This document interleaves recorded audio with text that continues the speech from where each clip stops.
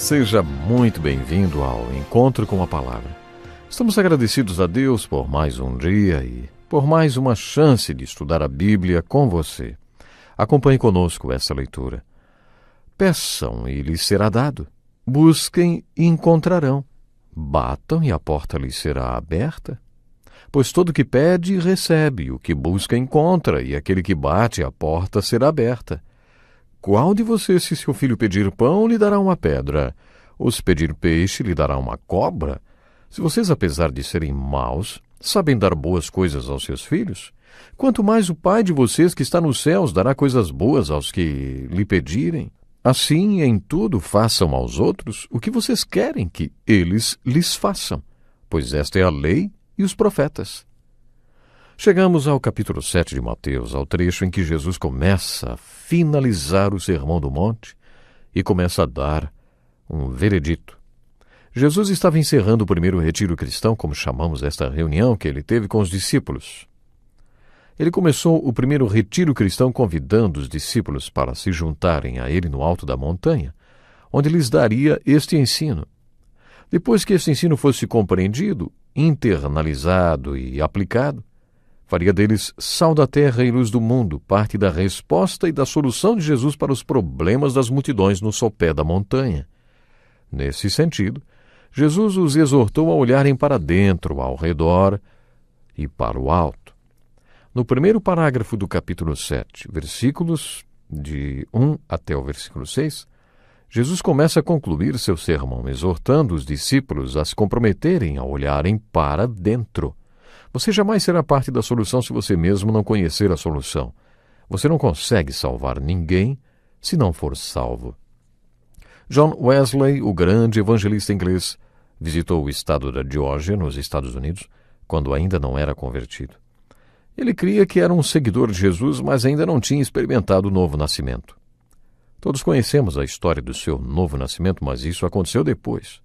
Enquanto ele estava na Geórgia, tentando salvar os índios, ele disse: "Eu vim para a Geórgia salvar os índios, mas quem vai salvar John Wesley?" Mais tarde, depois de nascer de novo, John Wesley estava tão eufórico com aquele dia da sua vida que sempre pregava: "Você tem que nascer de novo! Você tem que nascer de novo!" As pessoas costumavam perguntar por que ele sempre pregava sobre a necessidade de nascer de novo. Ele respondia: "Porque você tem que nascer de novo." Acho muito importante e marcante o estilo de pregação de John Wesley. Ele falava somente sobre isso, nascer de novo. Ele é um exemplo de que você não pode salvar ninguém se ainda não foi salvo. Portanto, no primeiro parágrafo, nos 6 primeiros versículos deste capítulo conclusivo, Jesus ensinou que devemos primeiro julgar a nós mesmos. Primeiro tire a viga que está no seu olho, para depois querer tirar o cisco dos olhos dos outros. É impressionante como as pessoas deixam passar em branco a lição e a verdade que este parágrafo ensina. Vocês já devem ter ouvido falar do pastor que todo domingo ouvia de um dos líderes da igreja, alguém que professava ser um crente: "Pastor, parabéns pelo sermão que o senhor pregou hoje, muito, muito bom." E aí o pastor pensava: "Eu gostaria de saber quando ele vai entender que o sermão é para ele também." Certo domingo, caiu uma tempestade e ninguém conseguiu chegar na igreja, a não ser esse líder e o próprio pastor. O pastor decidiu que realizaria o culto mesmo assim, apenas com os dois lá. Assim, o pastor dirigiu o louvor e depois fez uma bela pregação. Depois de dar a bênção, o pastor foi para a frente da igreja e aquele homem cumprimentou o pastor dizendo: "Sermão muito bom, pastor. Que pena que não tinha ninguém na igreja para ouvi-lo hoje." Acho que Jesus usou esta ilustração sobre o cisco e a viga nos olhos para nos mostrar como às vezes a gente chega a ser ridículo. Porque você repara no cisco que está no olho do seu irmão e não se dá conta da viga que está em seu próprio olho? E depois ainda acrescentou: "Hipócrita, tire primeiro a viga do seu olho e então você verá claramente para tirar o cisco do olho do seu irmão." Como vimos no último estudo, nesta passagem, Jesus não estava dizendo: "Não julgarás, ponto final." Não. Jesus estava dizendo que você primeiro tem que julgar a você mesmo e só depois pode julgar seu irmão, se tiver a intenção de ajudá-lo. No último versículo, Jesus fala sobre discriminar a maneira como ministramos para as pessoas. Nem todos lá no sopé da montanha estão prontos para ouvir tudo que vocês têm a dizer. Por isso, jamais deem aos cães o que é sagrado, nem joguem pérolas aos porcos. Jesus disse isso. Creio que Jesus estava dizendo que devemos ter discernimento e saber julgar. As Escrituras ensinam que não devemos nos colocar em julgo desigual com os descrentes. Isso tem a ver com casamento, é claro, mas também com negócios e formação de sociedades até. Como você poderá obedecer este princípio ensinado na segunda carta de Paulo aos Coríntios, capítulo 6, sem julgar as pessoas? Estudando a questão do julgamento nas Escrituras, vemos que não podemos simplificar tudo na frase não julgarás. Há momentos em que você não julga, conforme lemos em 1 Coríntios capítulo 4, no qual o apóstolo Paulo diz: portanto, não julguem nada antes da hora devida. Esperem até que o Senhor venha. Ele trará à luz o que está oculto nas trevas e manifestará as intenções dos corações. Nessa ocasião, cada um receberá de Deus a sua aprovação. No primeiro parágrafo do capítulo 7, Jesus está finalizando esse ensino e encorajando os discípulos a assumirem o compromisso de olharem para dentro. Na primeira parte do capítulo 5, ele exortou os discípulos a olharem para dentro e agora estava relembrando isso. Vocês nunca ajudarão ninguém lá embaixo se não tiverem se ajudado primeiro. Vocês não podem passar uma solução se ainda não aplicarem essa solução em suas vidas. Vocês não poderão ensinar nada sobre valores, sobre os valores espirituais, se não estiverem dentro de vocês. No parágrafo seguinte, versículos de 7 a 12, podemos dizer que Jesus está fazendo um resumo do que já havia dito até aqui. Assumam o compromisso de olhar para o alto. Nesse ensino tão importante, Jesus exortou a olhar para dentro e para o alto. Vocês jamais serão solução se não assumirem o compromisso de olharem para o alto.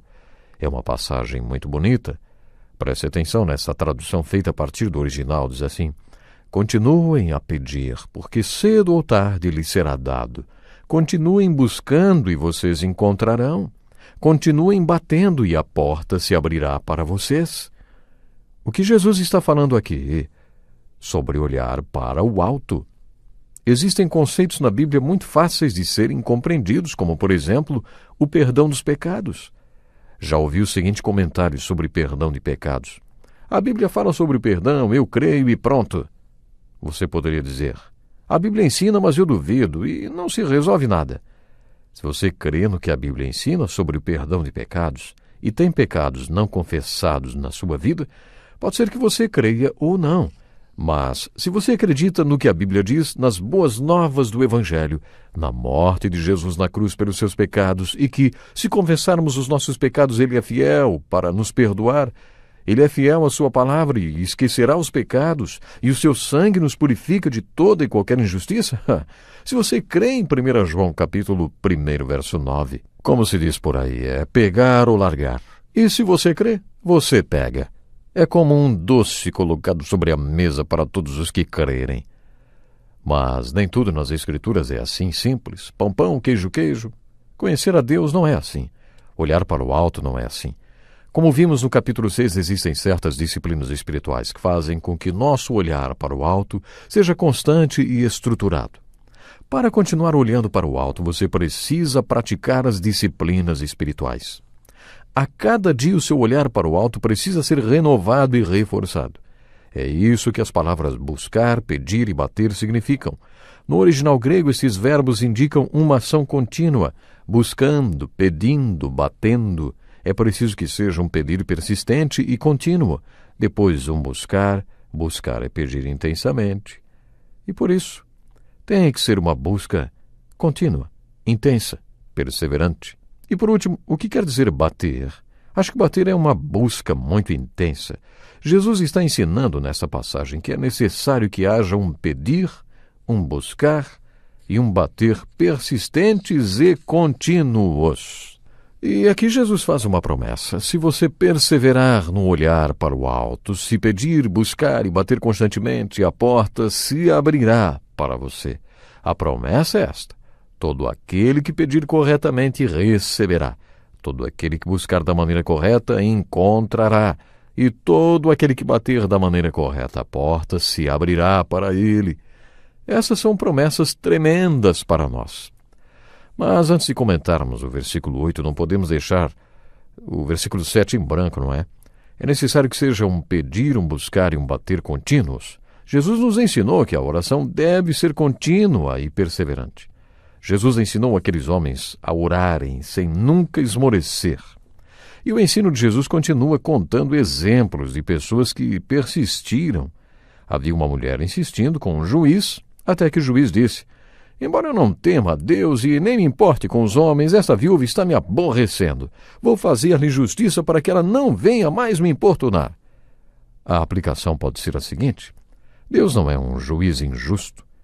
Se até um juiz injusto, que não se importa com Deus nem com qualquer outro homem, atenderia aquela viúva porque ela persistiu, você não acha que Deus também atenderia a uma oração persistente?